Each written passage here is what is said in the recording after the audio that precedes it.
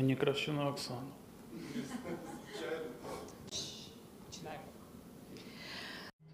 Hello, we welcome you here at the Media Center of Ukraine Forum. We are waiting for 3 briefings, so please follow our work. The first briefing will be by Anatolii Shkarbuta, Deputy Head of the Prevention Unit of the Fire Safety Office of the Emergencies Prevention Department of the State Emergency Service of Ukraine. The key topic of our briefing will be measures taken by the State Emergency Service to protect harvest during the war. We are all see constantly in the news that our fields are under threat of fire caused by the shelling and the explosive devices. Some of the fields are now under control, temporary control of the occupiers. So, Mr. Anatolii, could you please tell what is the current situation with the harvest? And the attention of the whole world is now on the fields. And what does the State Emergency Service and Ukraine do to provide the high-quality harvesting? Hello, everybody. Dear citizens, journalists, colleagues. Yes, it's really when the situation in our state with the anti-fire protection of the harvest of grains is very complicated because now the combat warfare is ongoing. And let us move to statistical data. During this period of fire insecure period in the state, we extinguished 280 fires at the agricultural fields at the area of more than 5,000 hectares. Still, the employees of the State Emergency Service and the workers of the agricultural enterprises, they saved more than 1.5 thousand hectares of grains. The biggest number of fires were taking place in Donetsk region, 101 fire, Mykolaiv region, 33 fires, Dnipropetrovsk, Zaporizhia and Kherson regions. As we can see, those are the zones close to the front lines, and the problematics is very acute there. As for the demining of the agricultural areas, this topic is very relevant as of now. Since the beginning of deoccupation, the pyrotechnical departments of the State Emergency Service have demined the territories of more than 50,000 hectares. The biggest works were conducted in Kyiv, Chernihiv and Sumy regions or oblasts.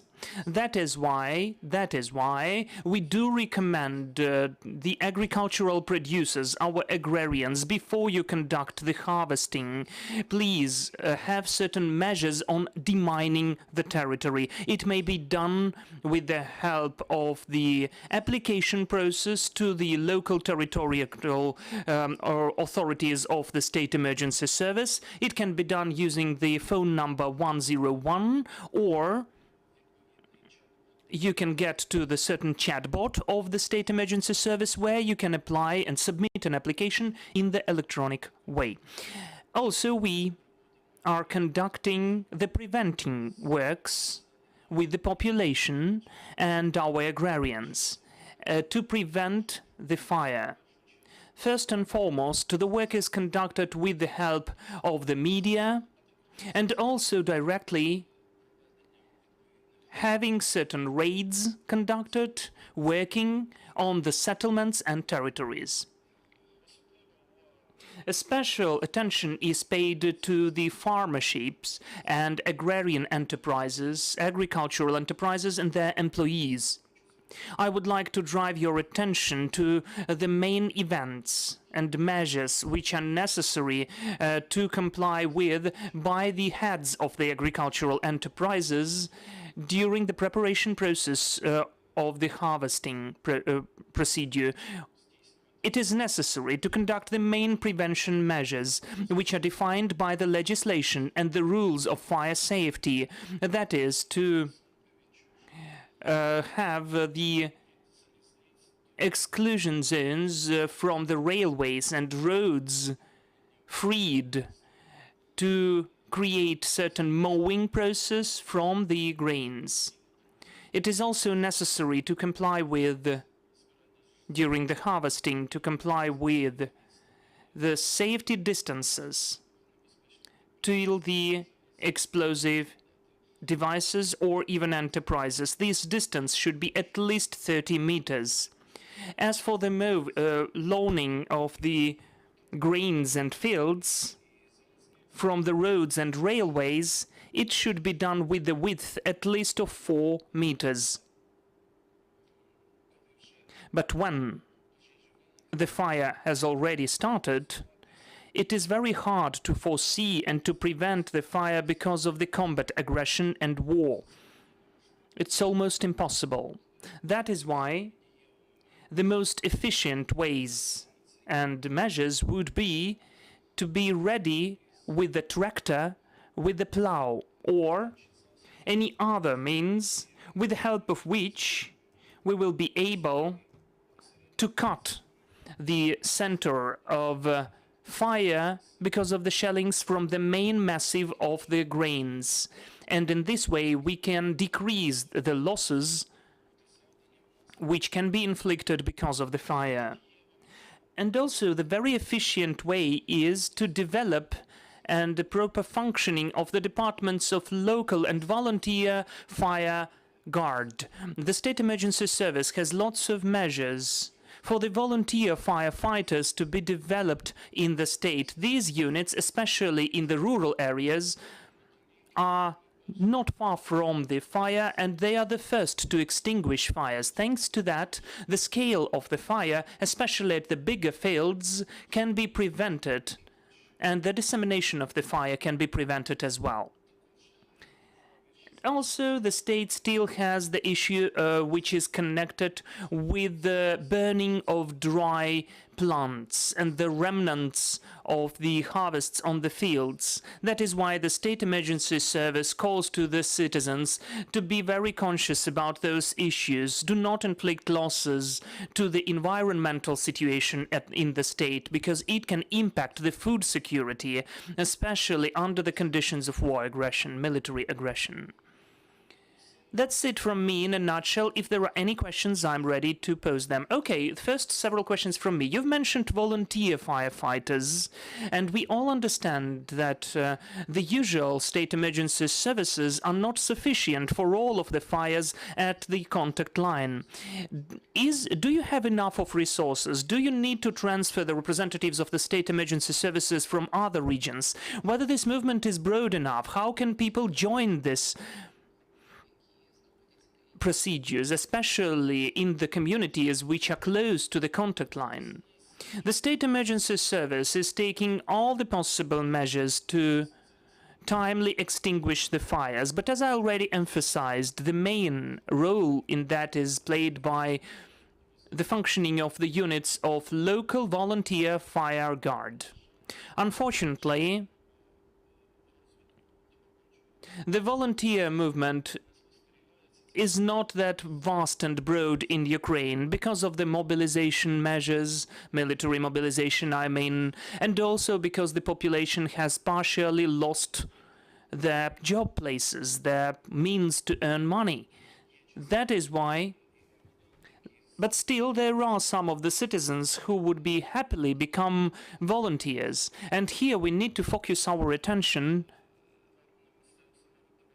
among the local self-government authorities who are now in touch with the local population in the organization of the units of volunteer fire guard. The organization of those units does not need substantial material resources, and under the conditions of military aggression it's very reasonable to form them, because it can impact the fire security situation not only of the fields and agrarian areas, but of the settlements themselves, I mean residential buildings, and the investment of the citizens into the volunteer movement can be very substantial. And the State Emergency Service helps to train such people. Yes, the trainings are done through the SES centers. Moreover, the State Emergency Service also provides the trainings and the informational campaigns. We are also trying to support the volunteers with the help of the reserves, material reserves. If we are speaking about the special attire and equipment, the State Emergency Service is doing enough to develop this movement. And what do the statistical data tell us about the number of agrarians who were affected by the explosions of the explosive devices on the fields? Are there any recommendations how they should behave if they see such cases? Well, there are lots of agrarians who are now have losses because the territory and the area, especially the areas which are deoccupied, they are polluted by the explosive devices. So the main prevention measure to avoid such emergencies, it's compulsory. It's compulsory to submit an application to the SES unit before you harvest the grains. So the work of our pyrotechnical departments and units will be able to make this process safe and secure. And maybe a very common question, not only about the harvest, not only about the process of harvesting, but there are different assessments how much time Ukraine will need to demine all of the explosive devices which can be found on the territory of Ukraine. Do you have any assessments or forecasts? Maybe you've conducted them. What do our Western partners tell about that? Do they provide help in that? As for the time periods for demining of the area, of course we have uncertainty how much time we need. We can even observe that we can see demining of those explosive devices which were left because of the Second World War even. So where there cannot be any specific precise forecasts. But according to the preliminary calculations, it may take from 7 to 10 years at least. Well, of course, in the demining issues, we get help from the Western partners, from the international organizations.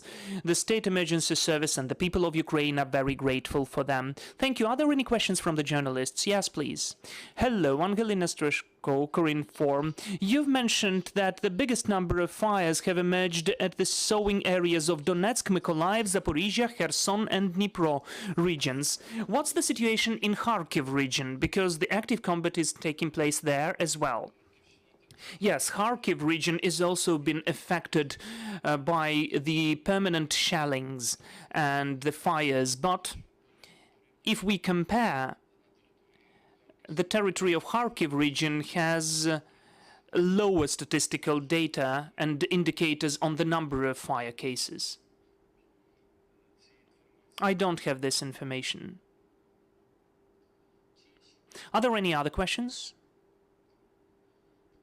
There are no questions, then thank you. I remind you we had Anatolii Shkarbuta, the Deputy Head of the Prevention Unit of the Fire Safety Office of the Emergencies Prevention Department of the State Emergency Service of Ukraine. Our next briefing is at 1:30 p.m. Kyiv time. We are waiting for Serhiy Brachuk, spokesperson for the Odessa Oblast Military Administration. Thank you for staying with us.